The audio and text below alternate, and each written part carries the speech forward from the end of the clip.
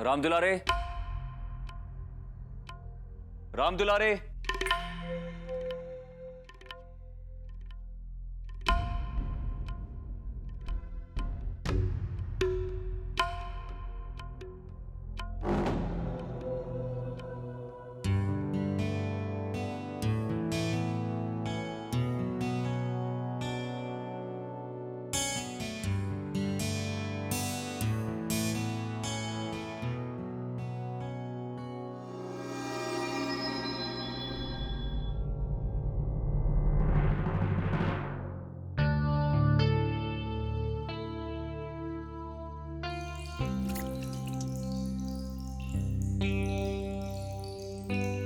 बच्चों ने नल खुला ही छोड़ दिया।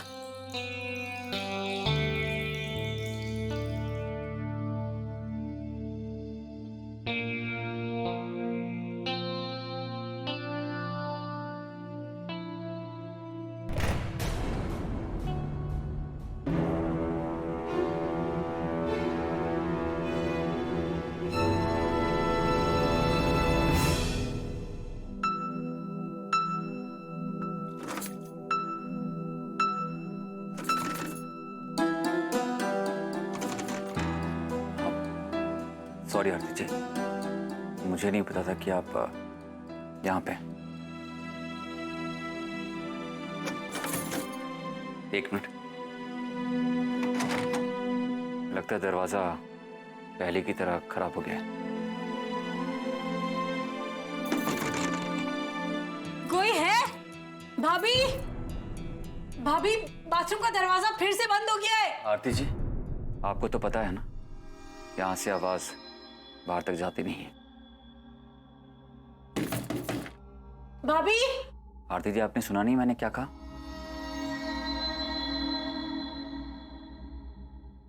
आपके पास मोबाइल फोन होगा, घर पे कॉल करके किसी को बोल दीजिए कि दरवाजा खोल दे बाहर से। हाँ।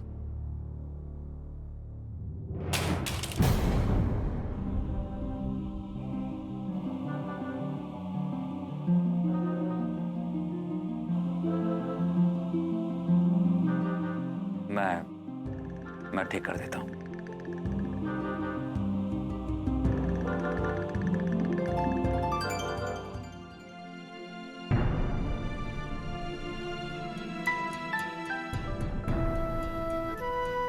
लगता है आरती जी आपको फिर से आवाज लगानी होगी, फोन ऑन नहीं हो रहा।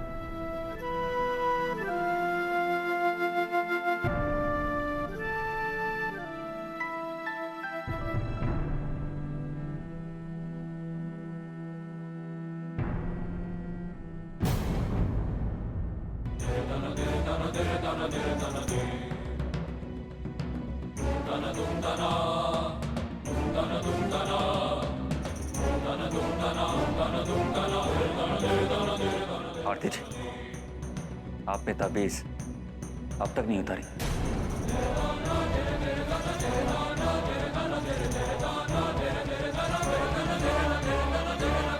जी, आपने क्यों पहन रखी है ताबीज? कुछ दिनों से आपकी खामोशी मुझे इरिटेट कर रही है आरती जी। आप जवाब दीजिए आरती जी। अब तक आपने ये ताबीज क्यों नहीं उतारी? आप क्या सोच रही हैं आरती जी? आप अच्छी तरह से जानती है, मां जो चाहती है वो कभी नहीं हो सकता। प्लीज आरती जी, आप ये ताबीज उतार दीजिए।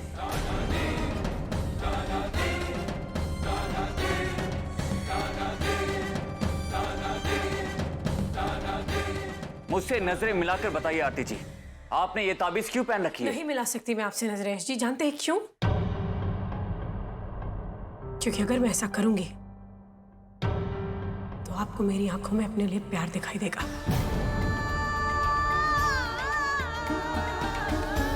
जो आप बिल्कुल देखना नहीं चाहते।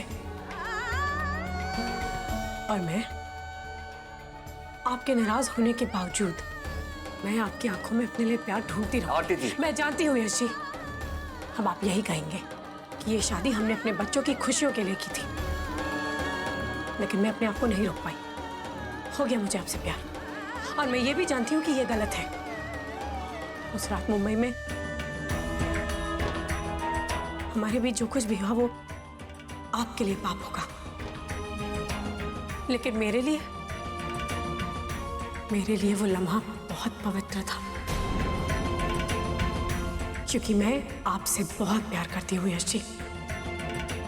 और अगर अब मम्मी जी हमसे बच्चे की उम्मीद रखती हैं तो। आरती जी, क्यों, क्या हुआ? अभी तो आप मुझसे नजरें मिलाकर आपके सवालों का जवाब देने के लिए कह रहे थे, और अब जब मैं आपके सवालों का जवाब दे रही हूं तो आप मुझे चुप रहने को कह रहे हैं। आप चाहते क्या हैं यश जी? मुझे तो कुछ भी समझ में नहीं आ रहा कि मैं क्या करूं। आप ही बता दीजिए ना, क्या करना चाहिए मुझे? क्या करूं मैं? जवाब दीजिए ना यश जी। अब मैं आपसे कुछ पूछ रही हूं, मैं क्या करूं? आरती, भाभी मैं बाथरूम में हूं, बाहर से दरवाजा खोलिए ना प्लीज।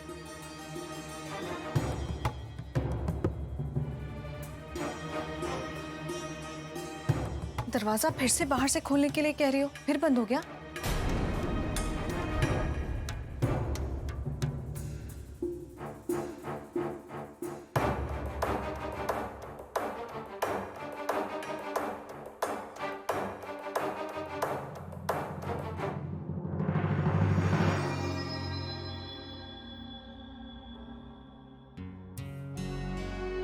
वो मम्मी जी तुमसे बात करना चाहती हैं।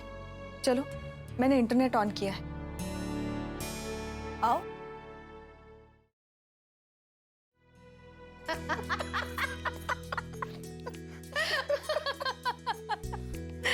बस कर गायत्री, बस गायत्री, बहुत हंसी हो गई। अरे तेरी बहू कितने हैं? उसका तो अभी तक कोई फोन नहीं आया। सास यहाँ हॉस्पिटल में बीमार पड़ी है और बहू हाल चाल पूछने के लिए उसके पास टाइम नहीं है। मेरी बहू ऐसी नहीं है, समझी? तुझे तो हर बात बढ़ा चढ़ा कर कहने में मजा आता है। सब्र कर, बस अभी आता ही होगा फोन। ये देख, आ गया मेरी बहू का मैसेज। मुझे मेरी बहू पे पूरा भरोसा है, समझी? सिस्टर, जरा इसे ऑन कर दीजिए प्लीज।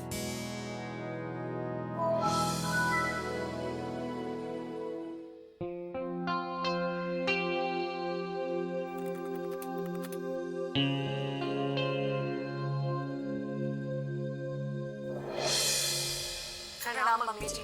खुश रहो बहू, कैसी हो? मैं ठीक हूँ। देखने में तो बड़ी सोहनी कुड़ी लग रही है।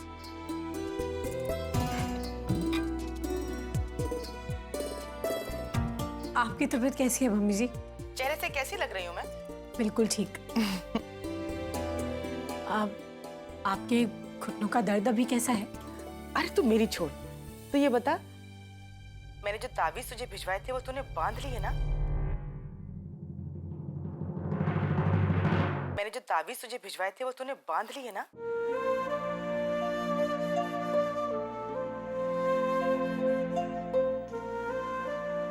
मैं जानती हूँ बाबूजी आपके साथ हैं वहां आपका ख्याल रखने के लिए, इसलिए चिंता की कोई बात नहीं है, लेकिन फिर भी आप अपना ध्यान रखिएगा। हाँ हाँ, मैं बहुत अच्छी तरह अपना ध्यान रखूंगी। तो बस मुझे खुशखबरी सुना दे, फिर ये रहा सहा दर्द भी गायब हो जाएगा। बस मुझे मेरे यश का बेटा दे दे, फिर देख दादी कैसे दौड़ती दौड़ती भोपाल आएगी। अच्छा सुन बेटा, तुझसे एक जरूरी बात कहनी है। कल सप्तमी है। भाद्रपद महीने की सप्तमी, जिसे संतान सप्तमी कहते हैं। हाँ, इस दिन माँ अपने बच्चों की खुशी, उज्जवल भविष्य और सेहत की कामना में व्रत रखती हैं। तुझे भी अपने बच्चों के लिए व्रत रखना है बहू, अंश, पलक और पायल के लिए।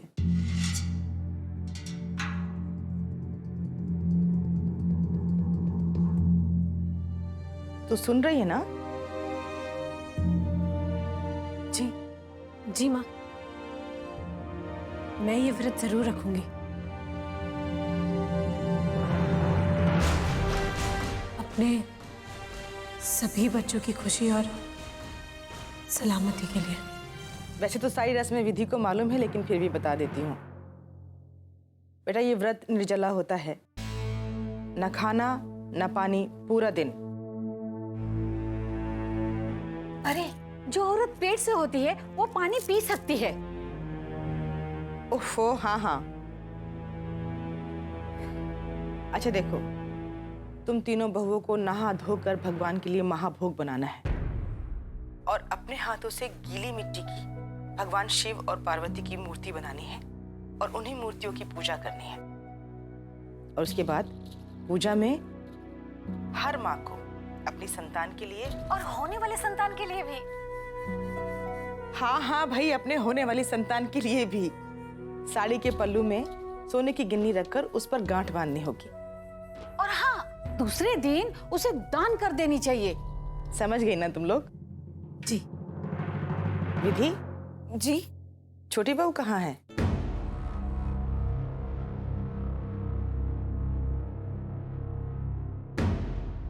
जी मम्मी जी, वो घर पर नहीं है।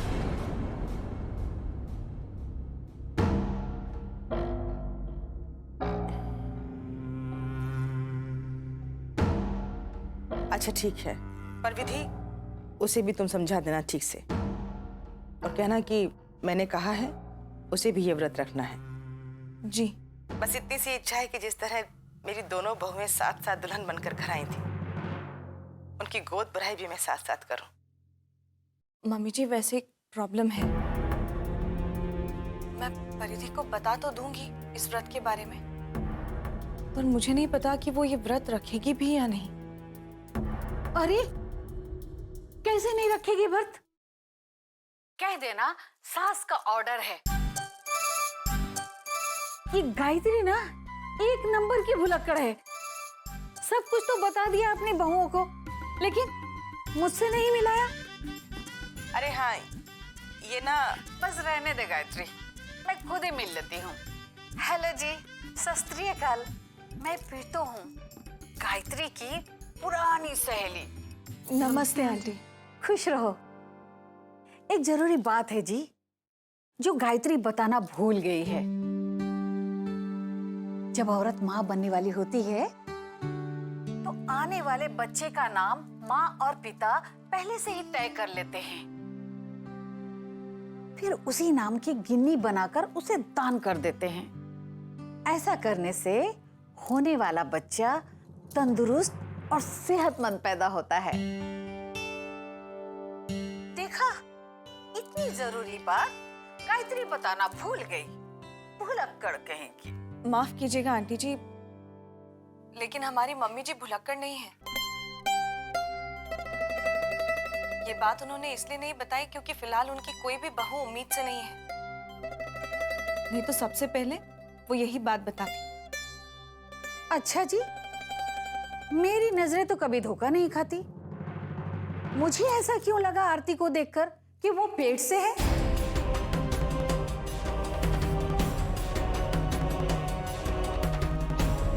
पुनर्वि